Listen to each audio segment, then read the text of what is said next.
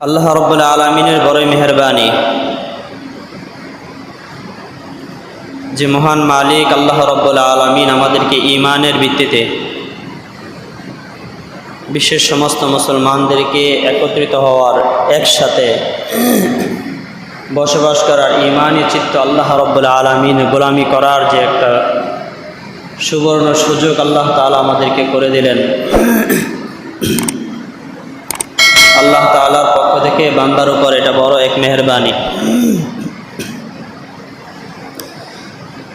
মায়ের পেট থেকে জন্মগ্রহণ করার পরে আলমে বরজখ কবরে জগতে যাওয়ার আগ পর্যন্ত এই যে একটা সময়, যেটাকে আমরা দুনিয়ার সময় বলি, এই দুনিয়ার মানুষের মধ্যে একজন মানুষ তার সুনাম তার অর্জন করার জন্য শতটা চেষ্টা করে। একজন মানুষ প্রসিদ্ধি লাভ করার জন্য, একজন মানুষের সুনাম অর্জন করার জন্য নিজের জান কুরবান করে হলেও মেহনত করতে থাকে নিজের কিছু সুনাম অর্জনের জন্য। যদি কোনো ব্যক্তি, কোনো সমাজ এই সুনাম অর্জন করার যে ত্যাগ কুরবানি যদি ইসলামের জন্য হয়, কোরআনের জন্য হয়, দেশের জনগণের কল্যাণের জন্য যদি হয়, তাহলে আল্লাহ তাআলা তাকে দুনিয়া ও আখিরাতে সম্মানিত করেন। আর যদি কোনো ব্যক্তিগত উদ্দেশ্যের জন্য হয়, তাহলে পরকালে তো সে কিছুই পাবে না, দুনিয়ার মধ্যেই অপমানিত লাঞ্ছিত, যার বাস্তব প্রমাণ আমরা সোশ্যাল মিডিয়ার মধ্যে আমরা দেখতেছি। মানুষের মান সম্মান সুনাম এটা কতদিন থাকে? একজন মানুষ যদি দিনের জন্য অপমানিত হয়, কোরআনের জন্য যদি অপমানিত হয়, সুন্নাহর জন্য যদি অপমানিত হয়, জনগণের বাস্তব অধিকারগুলো বুঝিয়ে দেওয়ার জন্য যদি একজন মানুষ লাঞ্ছিত হয়, অপমানিত হয়, ব্যথিত হয়, তো আল্লাহ রাব্বুল আলামিন তার জন্য এমন সম্মানের ব্যবস্থা করেন, দুনিয়াতে তো সম্মান আছেই, পরকালে তার জন্য আল্লাহ রাব্বুল আলামিন সুনিশ্চিত এক সম্মানের জায়গা, যেটা চিরদিন থাকবে। মৃত্যুর পরে জান্নাত নামক মহা এক দৌলত দিয়ে আল্লাহ তাআলা তাকে ধন্য করেন। এজন্য দুনিয়ার মানুষ, আমরা দুনিয়াতে যতদিন আছি বা থাকবো যতদিন, আমাদের মূল টার্গেট হবে, যদি কোনো ব্যক্তি সম্মানিত হতে চায় তাহলে একমাত্র সম্মানের পথ হলো ইসলাম, কোরআন, সুন্নাহ। ঈমান ব্যতি রেখে দুনিয়ার মর্যাদা, দুনিয়ার মান সম্মান বেশি দিন স্থায়ী থাকে না।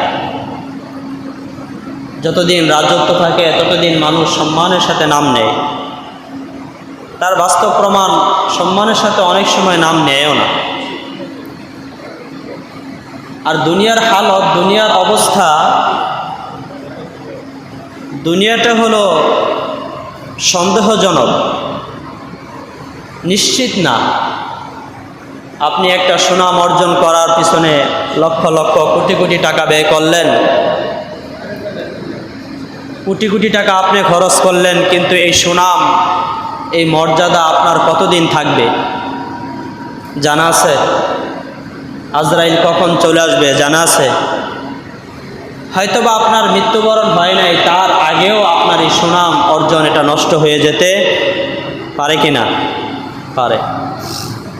কিন্তু যদি আপনি কোরআনের জন্য, ঈমানের জন্য, ইসলামের জন্য যদি আপনি নিজেকে বিলিয়ে দেন, নিজেকে যদি কুরবান করেন, পূর্বের ইতিহাস আমরা দেখি সাহাবায়ে কেরাম রাদিয়াল্লাহু তাআলা আনহুম আজমাইন দুনিয়া থেকে চলে গেছেন, কোরআনের জন্য, ইসলামের জন্য, দ্বীনের জন্য নিজের জীবনকে বিলিয়ে দিয়েছেন। যার কারণে আল্লাহ রাব্বুল আলামিন তাদেরকে এমনভাবে সম্মানিত করলেন, কিয়ামত পর্যন্ত যতদিন আসমান জমিন থাকবে ততদিন মানুষ শ্রদ্ধার সাথে, মহব্বতের সাথে তাদের নাম নিতে থাকবে। শুধু মানুষ নেবে এতটুকুন না, আল্লাহ তাআলা বললেন রাদিয়াল্লাহু আনহুম ওয়া রাদু আন। আল্লাহ তাআলা ওই সমস্ত যারা ব্যক্তি, যারা দ্বীনের জন্য, ইসলামের জন্য, কোরআনের জন্য নিজের জান উৎসর্গ করে, আল্লাহ তাআলা তাদের প্রতি রাজি এবং খুশি হয়ে যান। সুবহানাল্লাহ। এই জন্য কোনো ব্যক্তি, এটাই চূড়ান্ত সিদ্ধান্ত, চূড়ান্ত ফায়সালা আপনার আমার ব্যক্তিগত জীবনে নেওয়া দরকার। যদি সম্মানিত হতে চাই তাহলে কোরআনের জন্য হব, ইসলামের জন্য হব, দ্বীনের জন্য হব। আর যদি অপমানিত হতে চাই, ব্যর্থ যদি হতে চাই, তাহলে কোরআনের জন্য ব্যর্থ হব, দ্বীনের জন্য ব্যর্থ হব, অপমানিত হব। আল্লাহ তাআলা এই অপমানিত, এই ব্যর্থটা আল্লাহ তাআলা মহা এক দৌলত বানায়া জান্নাতে আপনাকে বিশাল এক নিয়ামতের অধিকারী করবেন। সুবহানাল্লাহ। বাস্তব চিত্র আমরা দেখতে পাচ্ছি, বাস্তব হালত। যাদের হালত অনেক ভালো ছিল অল্প সময়ের ব্যবধানের মধ্যে, তাদের অবস্থা, তাদের হালত কি হলো, এখান থেকে জাতি শিক্ষা গ্রহণ করা দরকার। দুনিয়ার নিয়ামত কিসের নিয়ামত? দুনিয়ার ভোগ বিলাস, দুনিয়ার শান্তি, দুনিয়ার এই অল্প সময়ের ত্যাগ যদি কোনো বান্দা দুনিয়া থেকে অর্জন করে কষ্ট করে যাইতে পারে, তো আল্লাহ রাব্বুল আলামিন জান্নাতে তার জন্য এমন এক নিয়ামত রাখলেন, এমন এক জান্নাত দিয়ে আল্লাহ রাব্বুল আলামিন তাকে ধন্য করবেন, যেটা তার কাছ থেকে কোনো দিন নেবেন না। আল্লাহ বলেন, ইন্নাল্লাযীনা আমানু ওয়া আমিলুস সালিহাত কানাত লাহুম জান্নাতুল ফিরদাউসি নুজুলা খালিদিনা ফিহা লা ইয়াবগুনা আনহা হিওয়ালা। যারা ঈমান আনবে, ঈমানের পাশাপাশি নেক আমল করবে, আল্লাহ রাব্বুল আলামিন তাদেরকে জান্নাতে এমন এক মেহমানদারি করাবেন যেটা তার কাছ থেকে কোনো দিন নেবেন না। সুবহানাল্লাহ। জান্নাতের নিয়ামত, জান্নাতের সুখ শান্তি, জান্নাতের ভোগ বিলাস কেমন হবে, সময় কতটুকু লাগবে, দুনিয়ার উপর যারা ঈমানের উপর চলে, যারা আমলের উপর চলে, বিশেষ করে যারা সুন্নতকে বেশি মহব্বত করে চলে, উলামায়ে কেরামকে বলেন আপনি। আমাদের দেশগুলোতে বেশিরভাগ সময় অনেক এমন হয়, টুপিওয়ালা, দাড়িওয়ালা, জুব্বাওয়ালারা বেশি অপমানিত হয় কিনা? হয় কিনা? নবীদের মর্যাদা এত বেশি কেন? নবীদের মর্যাদা, তারা দিনের জন্য অনেক বেশি ত্যাগ স্বীকার করছে। টুপি পরিধান করলে, দাড়ি রাখলে, সুন্নতি লেবাস পরিধান করলে সমাজের মানুষ মনে করে সে কিছুই বুঝে না, তাকে অপমান করতে থাকে। একজন হাফেজে কোরআনের বাবাকে কি মর্যাদা দেওয়া হবে?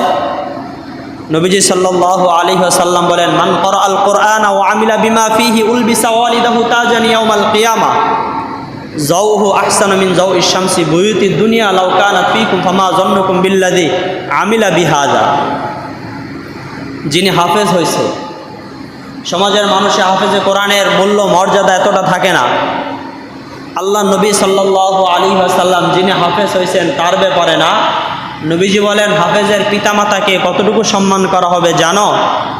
আদালতে কিবরিয়ায় বাবা আদম থেকে শুরু করে একেবারে কিয়ামত পর্যন্ত যত মানুষ আসবে সবাইকে একটা ময়দানের মধ্যে একত্রিত করা হবে।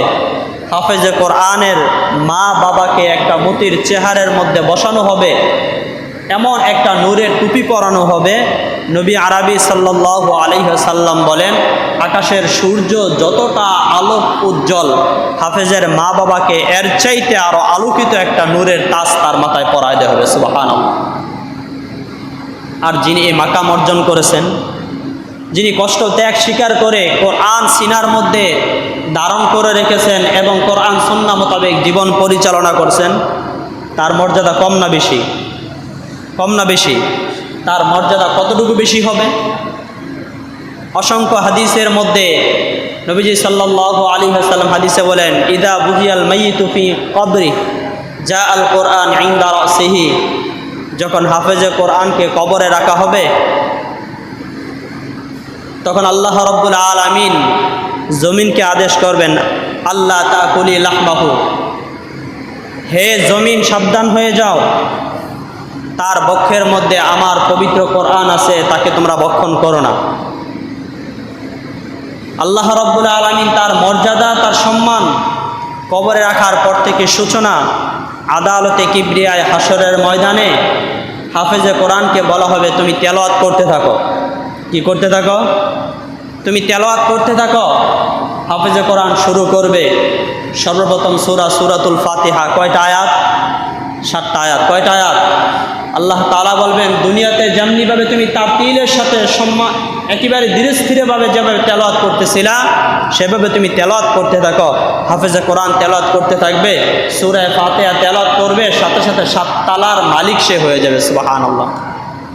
সূরা ফাতিহার মধ্যে কয়টা আয়াত? 7টা। কয়টা আয়াত? পবিত্র কোরআনের মধ্যে কয়টা আয়াত আছে জানো?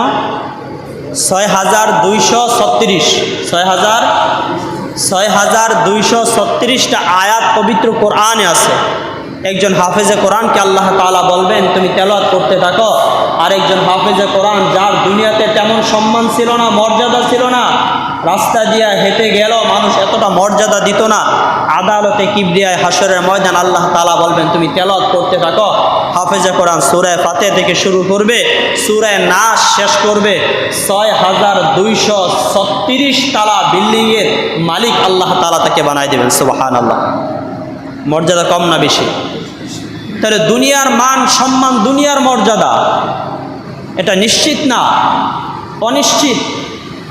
আপনি মাকাম অর্জন করলেন, কতদিন থাকবে জানা নাই। তাছাড়া চূড়ান্ত ফায়সালা যেটা, মৃত্যু যেটা মানুষকে তো গ্রাস করবেই। মানুষ যেখানেই থাকুক না কেন, যেই জায়গায় থাকুক না কেন, একদিন দুনিয়ার বুক থেকে বিদায় হইতেই হবে। না সুযোগ আছে? মৃত্যু থেকে পালায়ন করার কোনো সুযোগ নেই। দুনিয়ার বুক থেকে তো মৃত্যু নামক বস্তু স্বাদ গ্রহণ করে দুনিয়া থেকে বিদায় হইতেই হবে।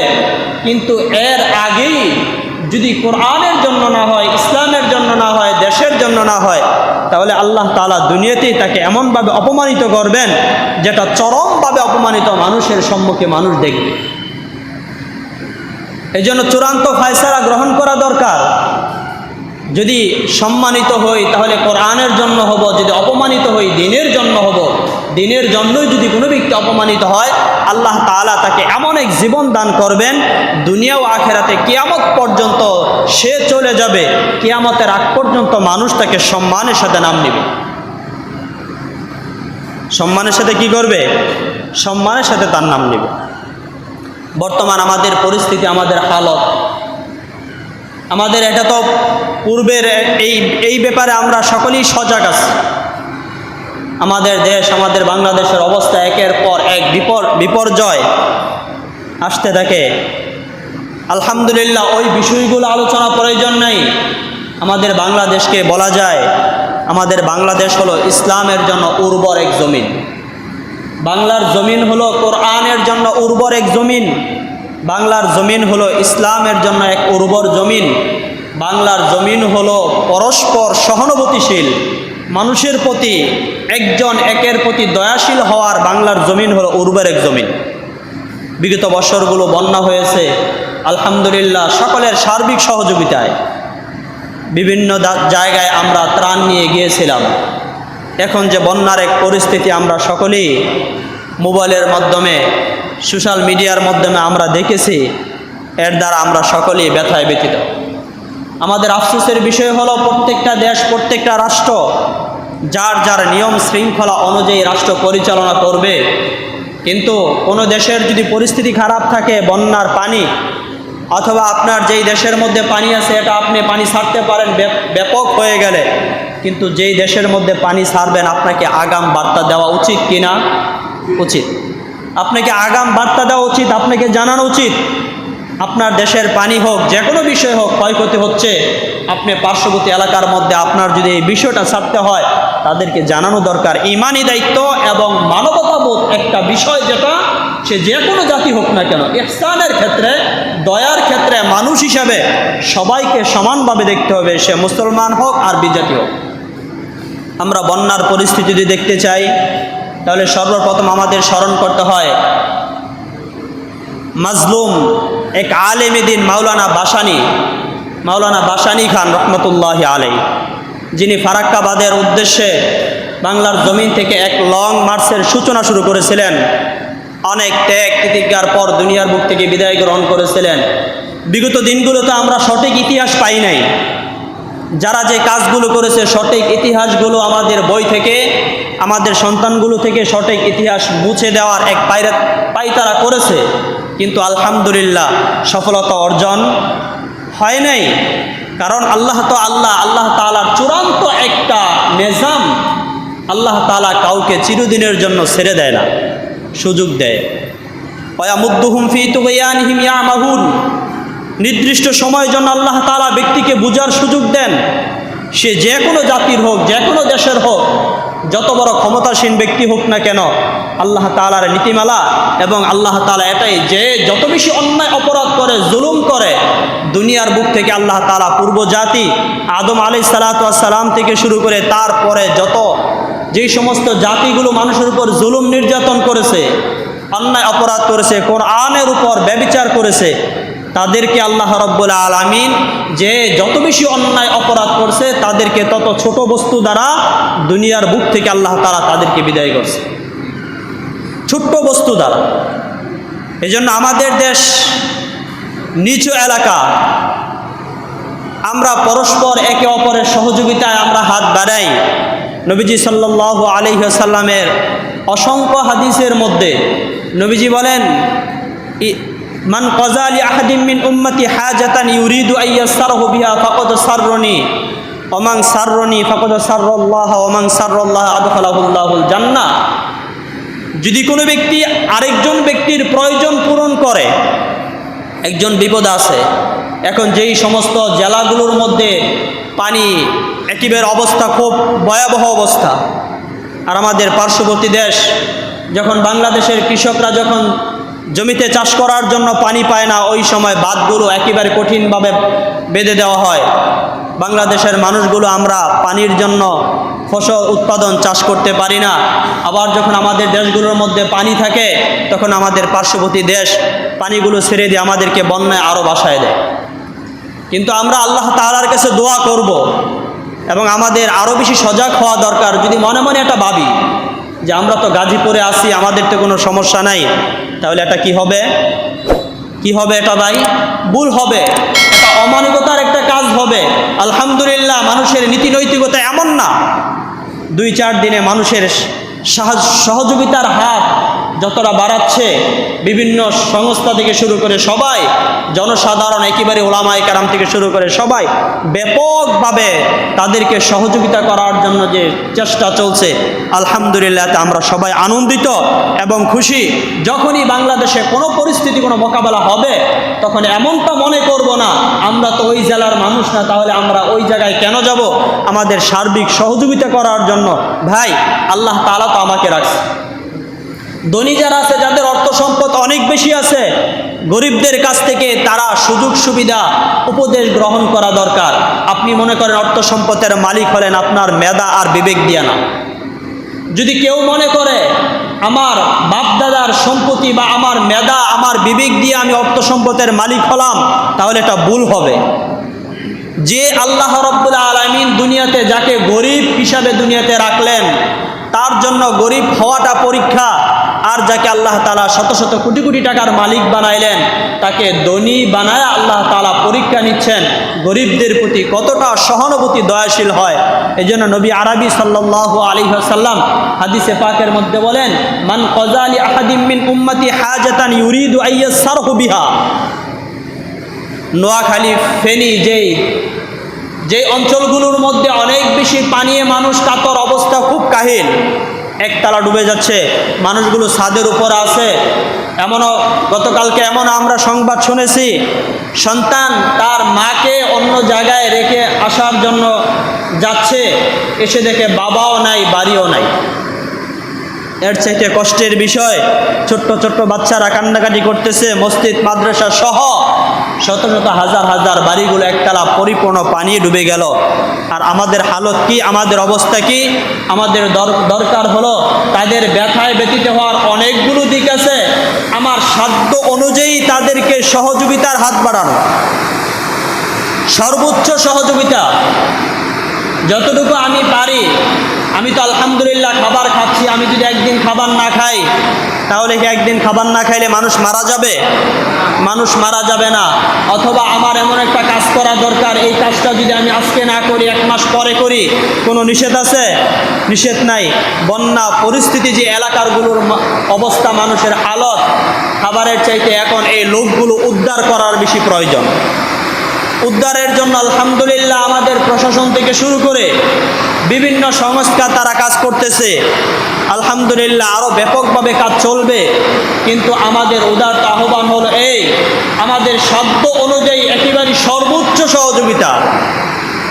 আমি যদি চিন্তা করি আমার একদিনের আজকার খাবারের ভালো কোনো ভিআইপি খাবারের ব্যবস্থা করব না, অথবা আমি 1-2 দিনে যে টাকাটা কামাই এটা আমি মোটা অঙ্কে ব্যাপকভাবে আমি দিব, আমি যদি এই রকম চিন্তা করি আর সবার যদি চিন্তাধারা এমন থাকে, তাহলে ওই জায়গায় সহযোগিতা পৌঁছানো সম্ভব। ওই লোকগুলোকেও এই পানি, এই বন্যা থেকে পরিত্রাণ দেওয়ার ব্যবস্থা করা একেবারেই সহজ হবে। বিগত বছরগুলো সিলেটে আমরা গিয়েছিলাম ত্রাণ নিয়ে। গতকালকে আলহামদুলিল্লাহ আমরা এশারের পর বাওয়ালগড় ওলামায়ে কেরাম বসছিলাম। এদিকে আবার বৈষম্য আন্দোলনকারী যারা ছাত্ররা আছে তারাও টাকা পয়সা উঠাচ্ছে। গতকালকে আমাদের সাথে ফোনে আলাপ হয়েছে। আমরা গতকালকে ওলামায়ে কেরামের সিদ্ধান্ত হলো, যেমন বিগত বছরগুলো আপনারা যেভাবে মসজিদে বয়ান করার পর আপনাদের সার্বিক সহযোগিতায়, আপনাদের উদ্যোগে এই টাকাগুলো নিয়ে বন্যা কবলিত এলাকার মধ্যে সহযোগিতা করা হয়েছে। গতকালকে ওলামায়ে কেরাম আমাদের বৈঠকের মধ্যে সিদ্ধান্ত করা হলো, বাওয়ালগড়ে প্রত্যেকটা মসজিদের মধ্যে আজকে বন্যার জন্য ব্যাপক কালেকশন করা হবে। ব্যাপক কালেকশন করা হবে। আজকে টাকার পরিস্থিতি বুঝে, অবস্থা বুঝে সম্ভবত রাত্রেই যাওয়া হবে, অথবা কালকে বাগের বাজার কেন্দ্রীয় মসজিদে আবার বসা হবে। বসে তারপর কোন এলাকায় কিভাবে যাওয়া যায়, কি নেওয়া যায়, এটা আপনাদের কাছে উদারত আহ্বান এবং পরামর্শ চাচ্ছি ওলামায়ে কেরাম সহ আরও জনসাধারণ যারা আছে, যে এই এলাকায় যাওয়া যায়, এই কাজগুলো, এই বিষয়গুলো সামনে রাখা যায়। তাহলে এখানে ব্যক্তিগত কোনো বিষয় না ভাই, আমরা একটা বিষয় শিখেছি আলহামদুলিল্লাহ, আমরা চাই সমাজের কাজগুলো হোক। আমরা কি চাই? আমরা কি চাই ভাই? সমাজের কাজগুলো হোক।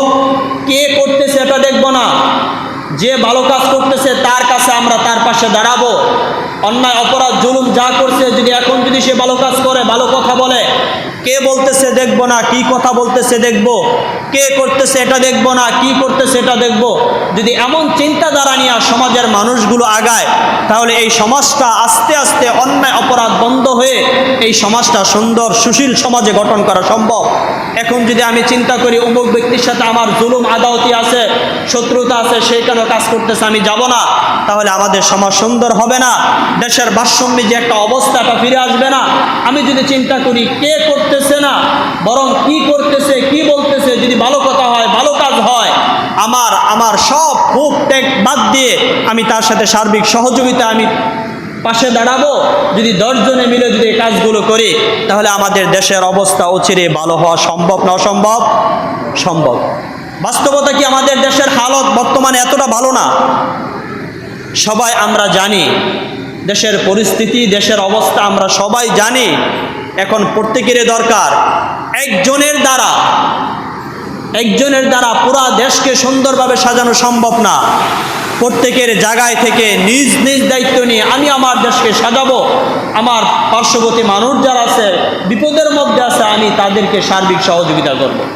নবীজি সাল্লাল্লাহু আলাইহি ওয়াসাল্লাম বলেন, আল মুসলিমুনা কারজুলিন ওয়াহিদিন ইন ইশতাকা আইনুহু ইশতাকা রাসুহু ইশতাকা কুল্লুহু ইশতাকা রাসুহু ইশতাকা কুল্লুহু।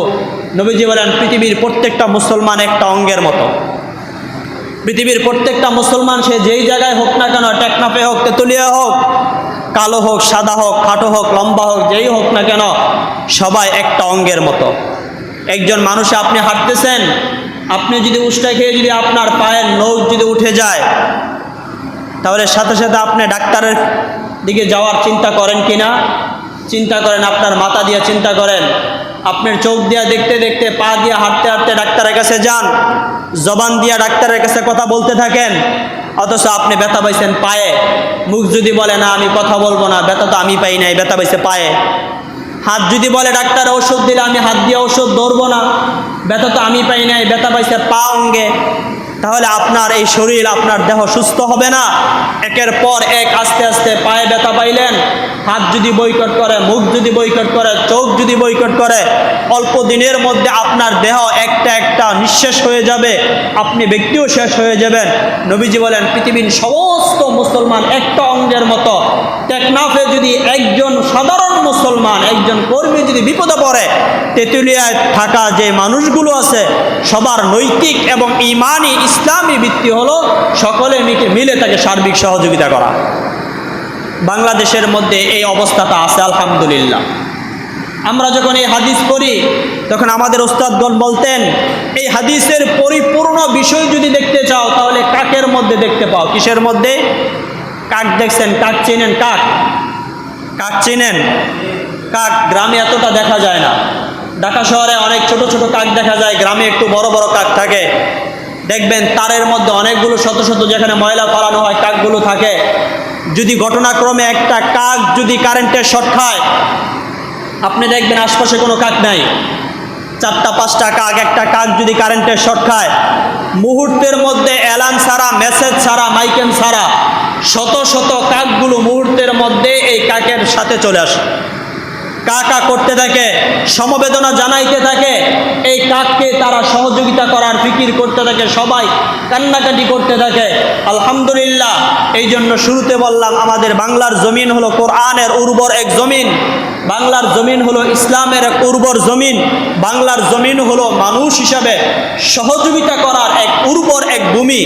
এই বিগত বছর আমরা দেখেছি আলহামদুলিল্লাহ, কোনো এলাকায় কোনো অঞ্চলে যদি কোনো মুসলমান না হোক, যে কোনো জাতি যদি বিপদে পড়ে তাহলে সবাই একেবারে সম্মিলিতভাবে তাকে সহযোগিতা করার চেষ্টা করে। আলহামদুলিল্লাহ, এটা আমাদের দেশের জন্য এক ভালো এক লক্ষণ। আলহামদুলিল্লাহ, আমরা এই অবস্থানকে ধরে রাখবো, আমরা এই হালতকে আমরা ধরে রাখবো ইনশাল্লাহ। আমরা ধরে রাখবো কেন?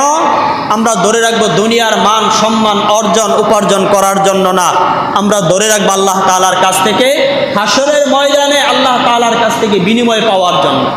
আল্লাহ যেদিন ডাক দিবেন, হে বনি আদম, আমি ক্ষুধার্ত ছিলাম, আমাকে খাবার দাও নাই, আমি বস্ত্রহীন ছিলাম, আমাকে বস্ত্র পরিধান করাও নাই, আমার বাসস্থান ছিল না, আমাকে বাসস্থান দাও নাই।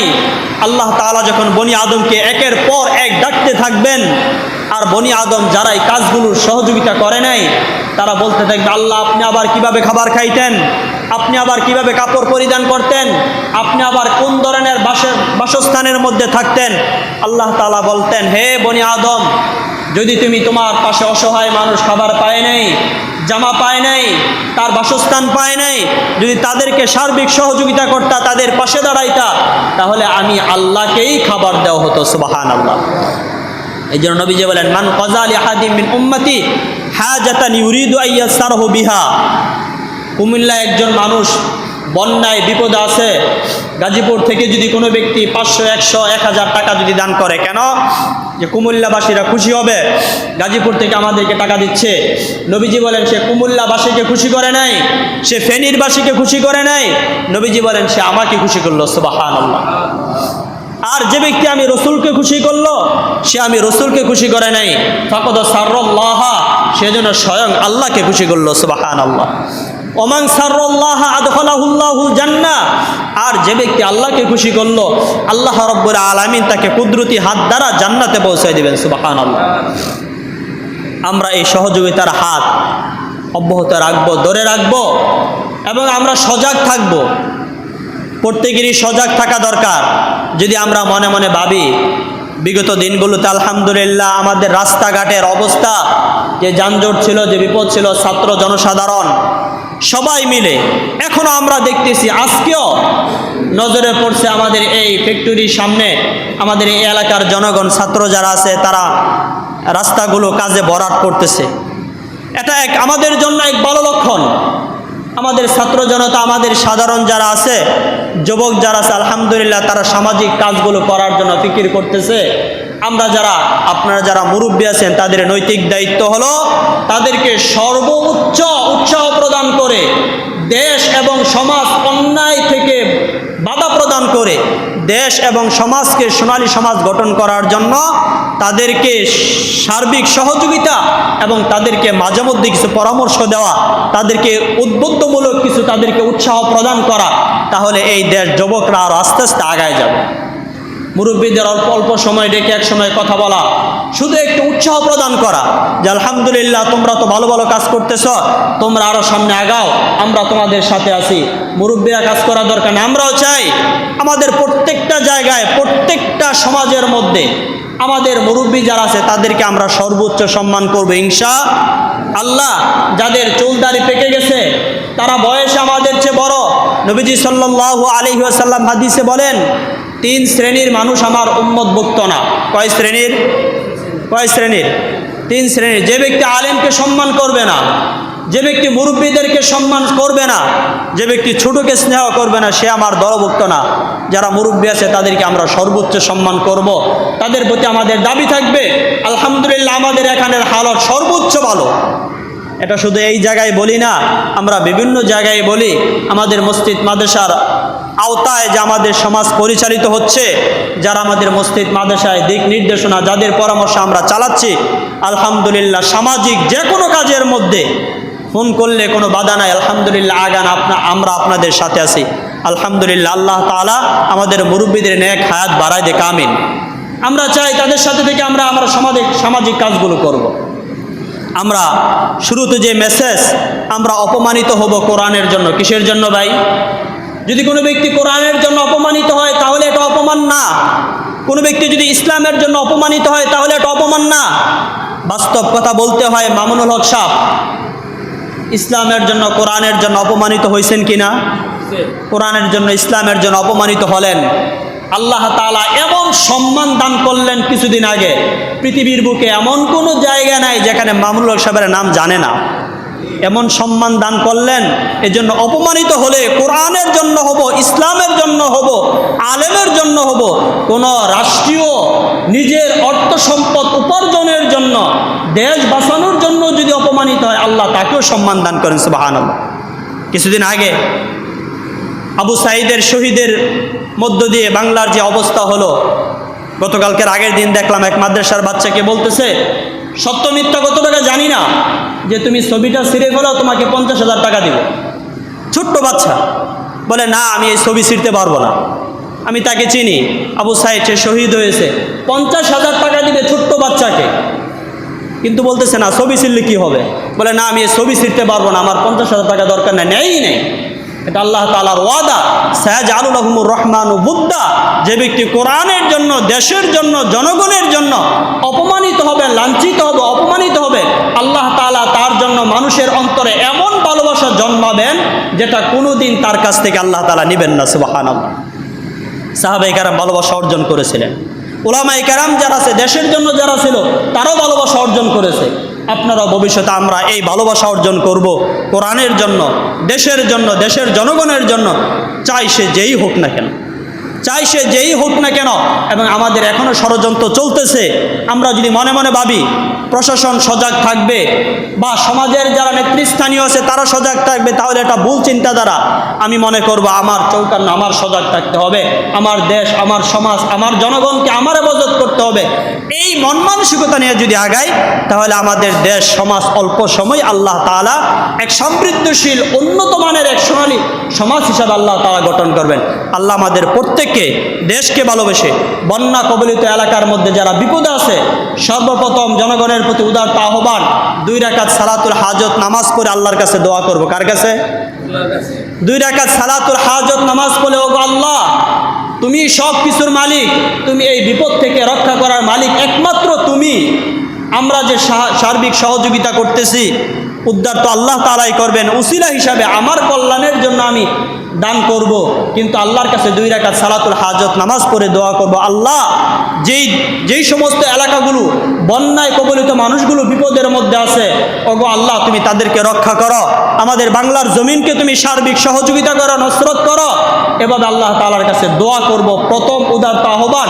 দ্বিতীয় উদারত আহ্বান হলো, বৃষ্টি হচ্ছে, লোক কম, টাকার অনেক বেশি প্রয়োজন।